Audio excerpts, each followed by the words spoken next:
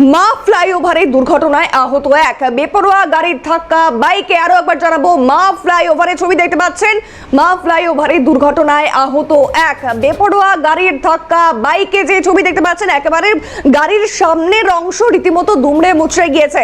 মা ফ্লাইওভারে ছবি দেখতে পাচ্ছেন।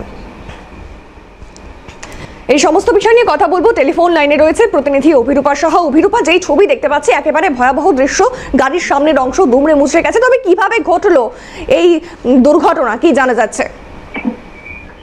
দেখো, সাত সকালে কলকাতায় মা ফ্লাইওভারের দুর্ঘটনা যেটা জানা যাচ্ছে। সকালবেলা অত্যন্ত দ্রুত গতিতে মা ফ্লাইওভারে উঠে পড়ে একটি গাড়ি। বেপরোয়া ভাবে প্রথমে ধাক্কা মারে ডিভাইডারে, এবং ডিভাইডারে ধাক্কা মারার পর একটি বাইককে ধাক্কা মারে, এবং ডিভাইডারটিও সম্ভবত দুমড়ে মুচড়ে যায়। এবং গাড়িতে থাকা যিনি চালক ছিলেন এবং বাইকে থাকা যিনি চালক, এরা প্রত্যেকেই আহত হয়েছেন। নিয়ে যাওয়া হয়েছে SSKM হাসপাতালে। এবং সাত সকালবেলা মা ফ্লাইওভারের ওপরে দুর্ঘটনার জেরে স্বভাবতই গাড়ি চলাচল, রাস্তাঘাটে যান চলাচলে বেশ কিছুটা ব্যাঘাত ঘটে। আপাততভাবে পরিস্থিতি স্বাভাবিক। দুর্ঘটনাগ্রস্ত দুটি গাড়িকে আপাততভাবে মা ফ্লাইওভার থেকে সরানো হয়েছে, এখনো পর্যন্ত খবর। অভিনন্দন। বেশ, ধন্যবাদ অভিরূপার সঙ্গে থাকার জন্য। যে ছবি দেখতে পাচ্ছেন, মা ফ্লাইওভারে দুর্ঘটনায় আহত এক বেপরোয়া গাড়ির ধাক্কা বাইকে, এবং যার পরে এই দৃশ্য।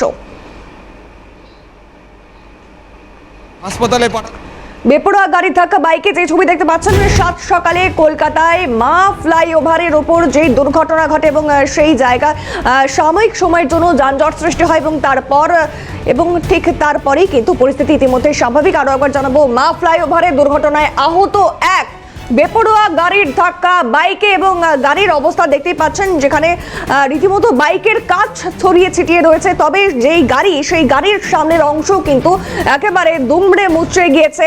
সেই ছবিও আমরা দেখাচ্ছি সরাসরি। একেবারে সাত সকালে কলকাতায় মা ফ্লাইওভার ওপরে বেপরোয়া গাড়ির ধাক্কা বাইকে, এবং দুর্ঘটনায় রীতিমতো আহত হয়েছেন একজন। বর্তমানে সেখানকার পরিস্থিতি স্বাভাবিক রয়েছে বলেই জানা যাচ্ছে।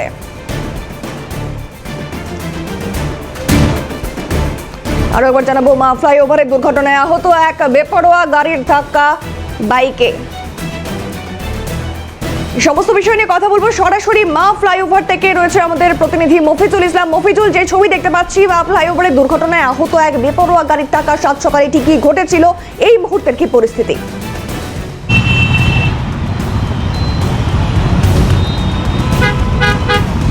দেখে ইতিমধ্যে মা ফ্লাইওভারের দুর্ঘটনাস্থল থেকে যে বাইক এবং গাড়িগুলোকে তুলে নিয়ে যাওয়া হয়েছে। কিছুক্ষণের জন্য একেবারে সম্পূর্ণরূপে গাড়ি চলাচল বন্ধ হয়ে গিয়েছিল। আপাতত সেই গাড়ি কিন্তু খুলে দেওয়া হয়েছে। এই কিছুক্ষণ আগেই যে বাইক আরোহী আহত হয়েছেন তার বাইকটাও কিন্তু এখান থেকে নিয়ে যাওয়া হলো।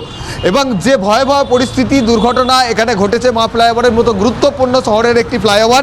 সেখানে 9:45 নাগাদ অফিস যাচ্ছিলেন এই বাইক আরোহী, যেটা পাকসার কাছের দিক থেকে যে উইংসে সায়েন্স সিটির দিকে আসছে, সেই উইংস ধরে তিনি সায়েন্স সিটির দিকে আসছিলেন।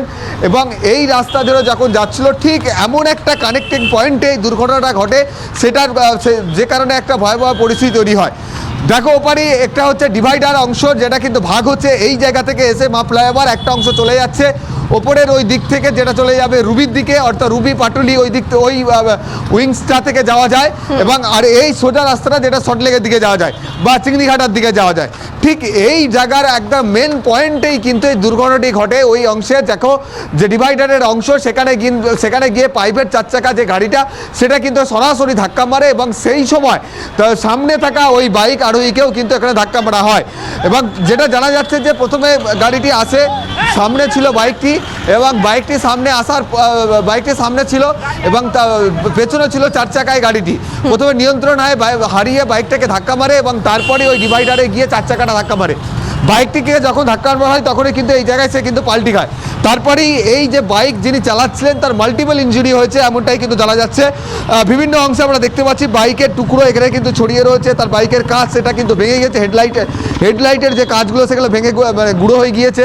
অন্যদিকে ডিভাইডারে যেখানে চার চাকাটা ধাক্কা মারে, যে প্রাইভেট কার যেটা ধাক্কা মারে, তারও বিভিন্ন অংশ ভেঙে ক্ষতবিক্ষত হয় গাড়িটিকেও বলা চলে। তবে প্রাইভেট কারে যারা ছিলেন তাদের কোনো শারীরিক ক্ষতি হয়নি বলে এখনো পর্যন্ত জানা যাচ্ছে।